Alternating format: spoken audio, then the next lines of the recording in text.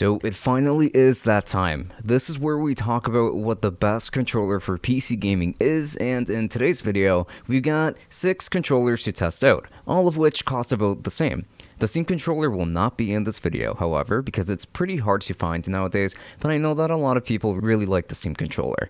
There are some listings on eBay, but they tend to be more overpriced, so unfortunately I decided to keep the Steam controller out of this video for that reason exclusively. But we've got a ton of other controllers to test out, and we will decide which is the best controller for PC gaming in 5 different game genres. So welcome, and let's dive right in.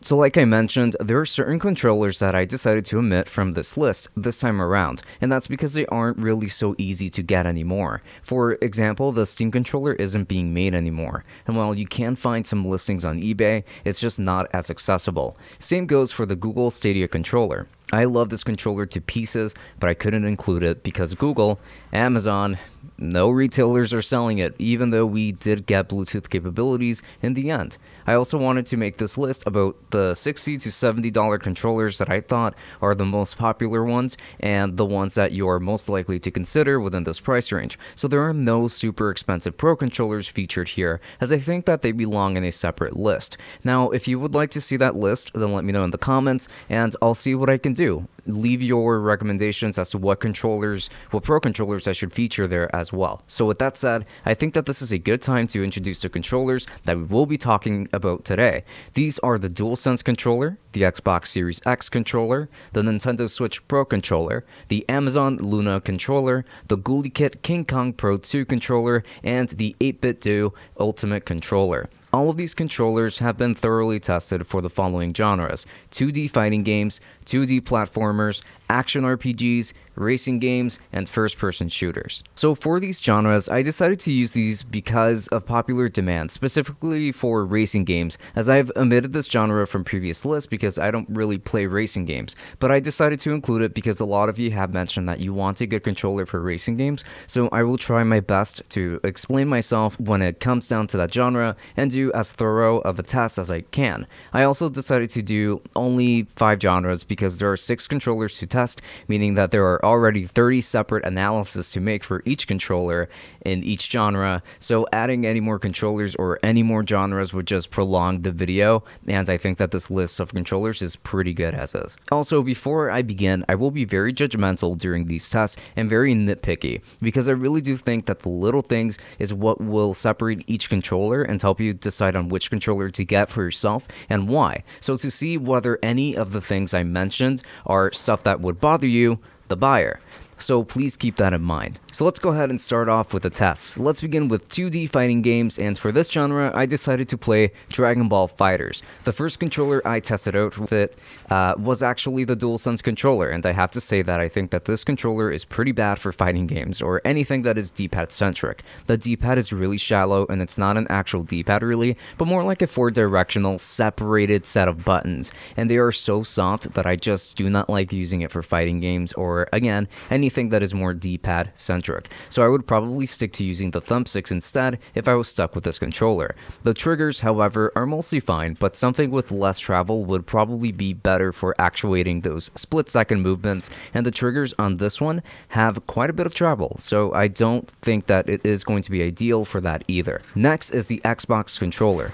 This controller is pretty great, on the other hand, for fighting games because the D-pad even has a build that allows for easy rolling and movement. I actually really liked the D-pad for fighting games here because of that. It's just easy to use, and I feel like I can be more precise with this controller. And while this controller also features analog triggers, they're easier to bottom out than the ones on the DualSense controller. So this means that I can get pretty quick reactions during fighting games, and unleashing my ultimate abilities is just that much faster and that much more comfortable. I think that the Xbox controller is just great for fighting games. The Switch Pro controller, on the other hand, is a mixed bag. So the good thing about this controller for fighting games is that it has digital triggers, so it's just a single press that immediately activates. This makes it easier to use combos and abilities tied to the triggers, which I really liked, but I really hated the D-pad. Like I have always said, I just think that this controller has a really stiff D-pad and it isn't easy or comfortable to perform rolling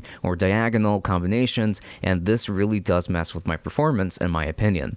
I did not like this controller for fighting games, but I would still put it a step above the DualSense controller because of those triggers. It just happens to work nicely for fighting games, but it won't be so great for other genres as we will test them out just a little bit later. The Amazon Luna controller is kind of similar to the Xbox controller in terms of performance here, but it just has some things going for it that the Xbox controller might not necessarily excel at. For example, it's even quicker to execute any trigger commands because the triggers bottom out even faster than the ones on the Xbox. And while this controller does not have the same rolling D-pad that the Xbox controller has, it still has a really solid D-pad. It's a little bit clickier, I would say, and performing rolls is still really comfortable on this controller. I actually had a blast playing with it, and I find it to be pretty good for fighting games like this, at least overall. I probably would prefer it over the Xbox controller because of the triggers, and the grip is also more comfortable on the Luna controller. I think Amazon designed a really nice controller here. The GuliKit King Kong Pro 2 controller is pretty decent for fighting games, but it does not excel at anything in particular compared to some of the other options I presented here. It has a pretty great D-pad, and the triggers do actuate pretty quickly because there isn't a huge range of motion left when even just tapping the trigger. It bottoms out really easily, which is great for fighting games. I haven't felt the need to mention this yet, but the face buttons are pretty great here as they just are designed, I would say, with these buttons just to be really solid, like a truly satisfactory button press, so I never felt like I was missing out on anything in particular with this controller. But admittedly, because of the D-pad not being the best compared to the rest, it just sat right around the middle for me in terms of performance here. It's a great D-pad, but not exceptional for fighting games. Lastly is the 8-bit Do Ultimate Controller. This one was actually pretty good here. The D-pad has a very retro feeling to it, as in it feels like a D-pad made straight from Nintendo for the SNES controller. It's just a really solid offering here, and I have to say that the shape for this controller also helped a lot when it came to the comfort. So I found that this D-pad just rolled really nicely, and every input was very easy to feel out. Not to mention that the triggers, though they are analog, still actuate pretty quickly. To me, it felt slightly faster than the Xbox controller's triggers and slightly slower than the Amazon Luna controller's triggers. It's that kind of right in between those two, which to me is totally fine. I think I had the best time playing this game with this controller because of everything I mentioned. It just has the best balance, even if the Xbox controller and Amazon Luna controller are also really well balanced for fighting games. This one, because of the shape and the fact that it was just slightly more comfortable to use because of that. It just makes it the winner for me. The ranking goes as follows. First place goes to the 8-bit Do Ultimate Controller, a very close second place to the Amazon Luna controller, an even closer third place to the Xbox controller, a slightly more distant fourth place to the GuliKit King Kong Pro 2 controller, a fifth place for the Nintendo Switch Pro controller, and a last place for the DualSense controller. Next up, we have 2D platformers, and for this genre, I decided to test out Hollow Knight. The first controller on the list is going to be the DualSense controller, and it wasn't really as bad as an experience as it was with fighting games, because unfortunately, this genre is still pretty D-pad centric, but it still makes sense to use the thumbsticks if you want to or if you need to. However, I will be basing my results based off of my experiences with the D-pad. So the issue here is again that the D-pad is pretty shallow, very soft, and it is more difficult to make diagonal movements with this D-pad, but the face buttons were still pretty solid here, and I actually happen to really like the shape of the DualSense controller for this genre. I like how the buttons are positioned, and this is pretty much the only controller on this list that delivered in that regard. So while there are aspects that I really like about this controller for platformers like this, I think that the D-pad is a very important negative to note as it does still affect the overall experience, so I do not prefer it for platformers. The Xbox controller is actually one that I didn't really enjoy using all that much here. That's because the D-pad is just a solid hunk of plastic, and while diagonals are easy to achieve with it, I was just uncomfortable playing Hollow Knight with it. I think that the shape and the size of this controller probably make it feel a bit too overkill for this genre, when I would prefer something simpler and something smaller. I think this is why I probably liked the DualSense controller more here, but everything else about it was fine, such as the face buttons. So while this is not my preference and I wasn't too keen on using this controller for this genre, I still think it's fine if it's all you have. But it's definitely not my first choice for a platformer, definitely not. Next is the Nintendo Switch Pro controller, and this, again, was a miss for me. This D-pad is just way too stiff and it doesn't feel very good to use. Over time, after using this controller so much, it has loosened up a bit, which means that I actually like it more now than I did before for platformers, but I think that this D-pad really sours the experience for me even today. But besides that, the shape of this controller and the face buttons felt really nice, so it's such a shame that the D-pad holds this controller back for me as much as it does, but I know that a lot of people do still like the Pro controller for platformers specifically, but this is definitely not my preference. Still, I would put it above the Xbox controller because of the shape being more ideal for a simpler genre like platformers, and me still enjoying my time with it in spite of its issues. The Amazon Luna controller does suffer in a similar way to the Xbox controller because of the shape being so similar, but here is the thing. The D-pad is much more comfortable for platformers, but maybe just slightly too shallow for my liking for this genre, since I would have liked to have a little more travel on this D-pad.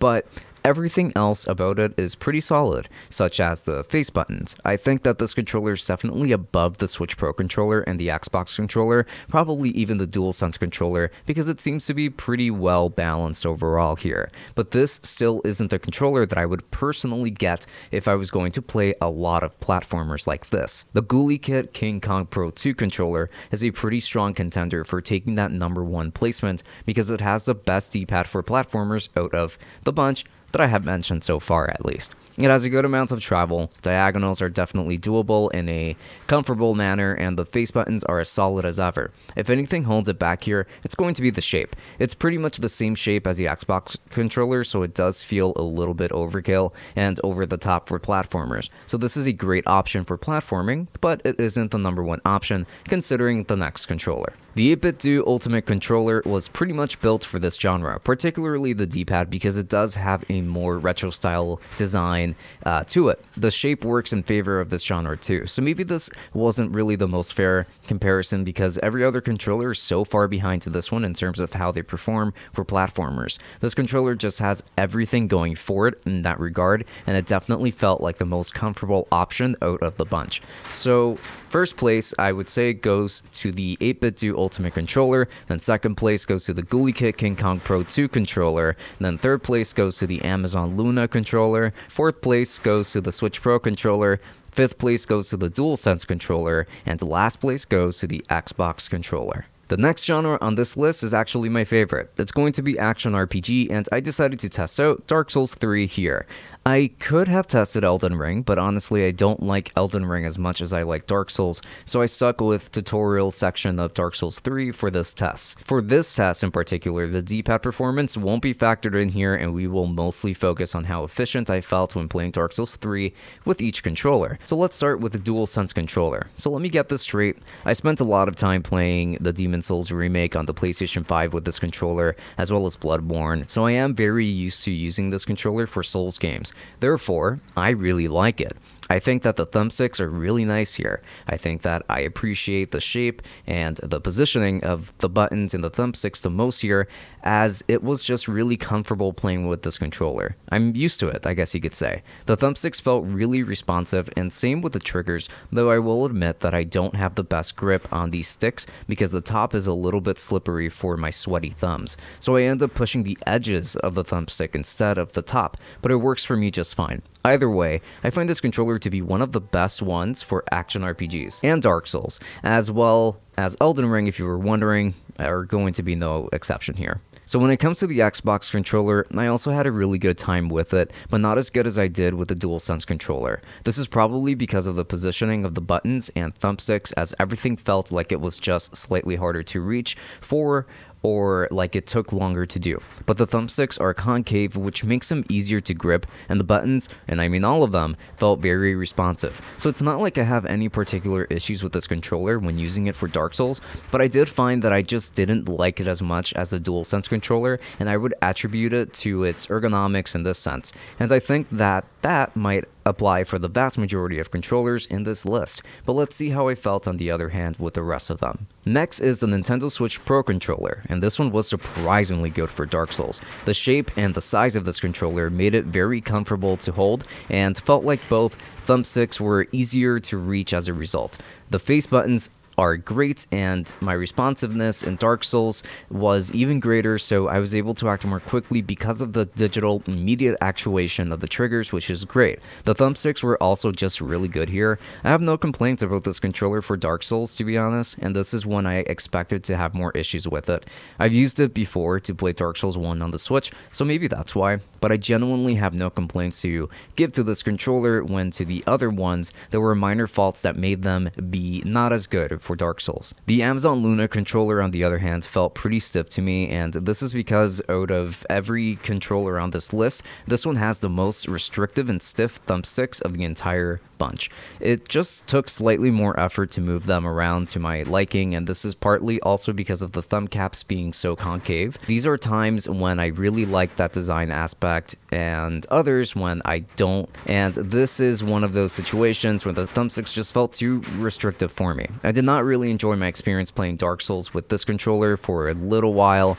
as it proved to be more of a learning curve, but I eventually got a handle of it. But still, the other controllers were more effortless in their performance and finesse with this game, so I can't say that I would recommend the Amazon Luna controller for something like Dark Souls or even most action RPGs. The Ghoulie Kit King Kong Pro 2 controller is pretty good here for Dark Souls, and I would attribute that to the Hall sensing sticks, which allow for less drift and more precision as well. I really liked this controller for Dark Souls because, again, I played a lot of Dark Souls 1 with this controller on the Switch, and it definitely shows here, but I was super comfortable with it, and I felt like I was in full control of this controller and my movements overall. The triggers and the face buttons performed very nicely as well, so I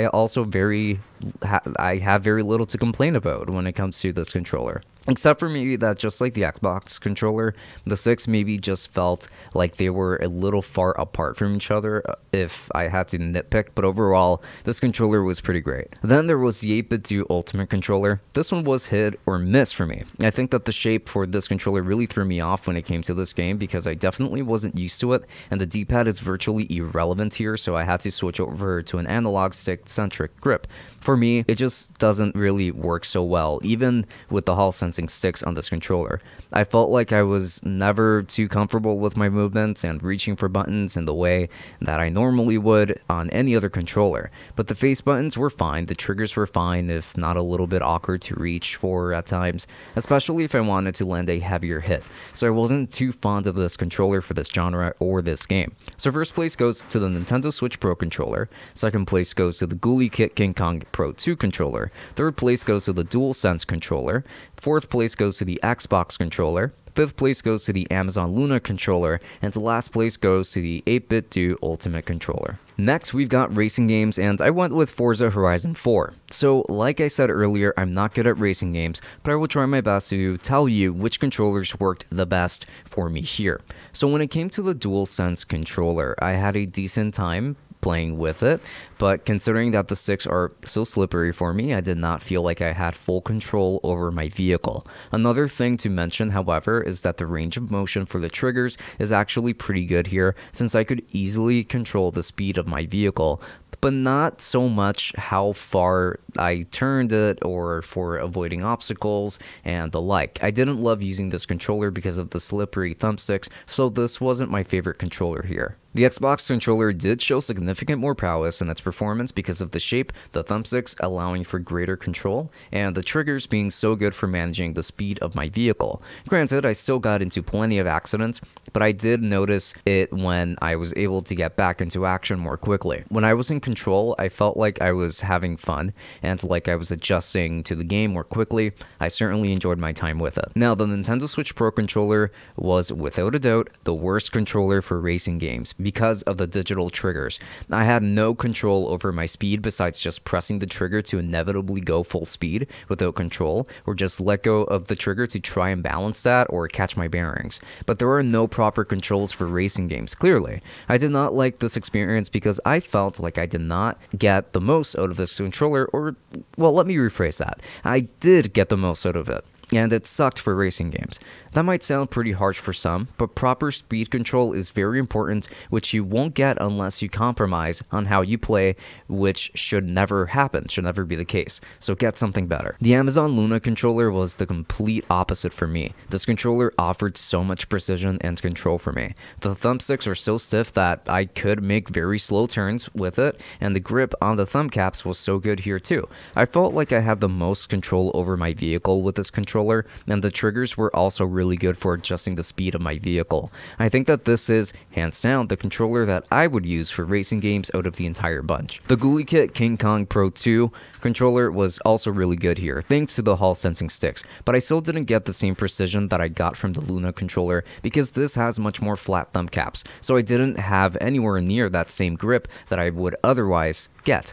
But everything else was great. I think that this will be a great controller for racing games thanks to the precision of the sticks and the fact that the triggers allow for a great amount of control over your speed, so I was very happy playing with this controller as well. And honestly, even the 8-bit Do controller felt pretty good here too, because of the thumbsticks, and I did feel like I had proper control over the speed of my vehicle through the triggers. I was actually surprised with how well it went with this controller as well, so I have a lot of praise for it. But ultimately, this wasn't my favorite controller for racing games, as to me, there is just going to be one clear winner, even if there were some controllers that were great for racing games here. First place goes to the Amazon Luna controller. Second place goes to the GuliKit King Kong Pro 2 controller. Third place goes to the Xbox controller. Fourth place goes to the 8-bit Do Ultimate controller. Fifth place goes to the DualSense controller. And last place, a very distant last place, goes to the Nintendo Switch Pro controller. And now for the final round or genre of this video, first-person shooters.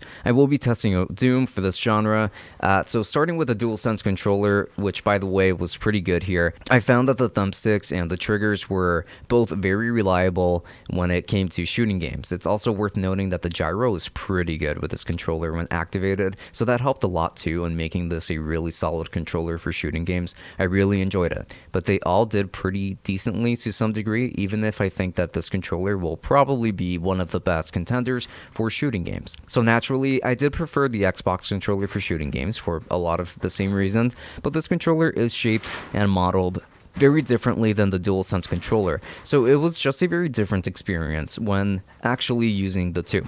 I liked the Xbox controller in a different way because I feel like the layout maybe wasn't my favorite for FPS games, but it is pretty solid in its overall performance. It's still pretty comfortable, the sticks are still great, and I do like how I performed here too. Gyro was also pretty solid here, but I think that I did find more precision with the gyro through the DualSense controller. The Nintendo Switch Pro controller was surprisingly great here too, thanks to the digital triggers and me being able to immediately start shooting when quickly pressing on the triggers. The thumbsticks and the shape of this controller also contributed towards a really nice gaming experience, but I would say that the gyro on this controller is really something special. The gyro was more precise, from what I could tell at least, than what it was on any other controller. So personally, I actually found myself at home playing FPS games or Doom here with lots of comfort. To me, this controller is probably going to be the winner here, not only because of how it surprised me here, but just because of how well it performed on all fronts when it came to Doom. The Amazon Luna controller was also really good for FPS games, and I think that it is important to mention. This is a very close contender to me because of how nice it felt to play Doom with it. Here we have a controller that feels really good in hand while having great triggers and thumbsticks. I still felt really precise playing with this controller because of these factors and will strongly recommend it. Now, the gyro on this controller didn't feel all that exceptional, but it was fine for me. I think that the Switch Pro controller is better in this regard, but this is still a really good contender. The Ghoulie Kit King Kong Pro 2 controller was a really good controller here too, thanks to the Hall sensing sticks and the very solid triggers. Everything seems to be falling into place with this controller, right? Well, if you don't plan on using the gyro, then this controller will be great, and I do not doubt that. It's not to say that the gyro is bad, because it is still pretty good here, though I found that it sort of drifted a little bit for me, so it wasn't the most precise gyro experience for me. Maybe with some software tweaking this can be fixed, but I found that by default it wasn't the best experience out of the bunch. Then finally, for the 8BitDo Ultimate controller, I had a nearly identical experience to the Ghoulie Kit controller, because they both feature Hall sensing sticks, and the triggers on this device are pretty good. Overall, I did enjoy using this controller, but I enjoyed it more than the Ghoulie Kit controller because the gyro was more precise. I think that this is something that they really nailed for me here, as I thought that it was much more comfortable with that slight improvement in the gyro to use. So that did make a difference for me. But besides that, the shape of this controller was also pretty comfortable for this genre, so I would use this controller for FPS if need be. First place goes to the Nintendo Switch Pro controller, second place goes to the DualSense controller, third place goes to the Amazon Luna controller, fourth place goes to the Xbox controller, fifth place goes to the 8BitDo Ultimate controller, and last place goes to the Ghoulie Kit King Kong Pro 2 controller. Granted, none of these were bad at all for this genre, but this is just how I would rank them. But I found that any of these controllers will still be great for FPS games, though some more than others, so that's really it for that. So to conclude this video, there were a lot of tests being done, and I had to choose which one was the best controller for PC gaming. I have to pick a winner, no matter what, and I think that the winner here has to be the Amazon Luna controller. I actually really liked using this controller for a lot of reasons. It feels like the best built one with great buttons, great thumbsticks, and triggers, and the weight is great. There are just so many things that I prefer about this controller, even if it proved to not be the best controller for every single genre. In fact, such as for action RPGs, it wasn't at the top of my list, but I can see it being at least good for every other genre just fine, and with a learning curve that can be overcome. So this is going to be my first choice, but the controller I think most people will go for and probably should go for is the Xbox controller because of how it also stood mostly in the middle and it already has the best Windows support of the bunch. I wouldn't get the DualSense controller if you don't own a PS5 already, but I would actually consider the Switch Pro controller depending on which genres you'll be playing the most. If you want that Hall sensing sticks that won't drift on you but still wanted an Xbox controller, then the Ghoulie Kit King Kong Pro 2 controller will be perfect for you, and if you wanted a controller for retro games and platformers, even turn-based games, then the 8BitDo Ultimate is for you. But this time around, I will give the title of the best controller for PC gaming to the Amazon Luna controller. This controller is beautifully made, and I think it deserves its placing. So thank you so much for watching this video all the way up until the very end. I do really appreciate it,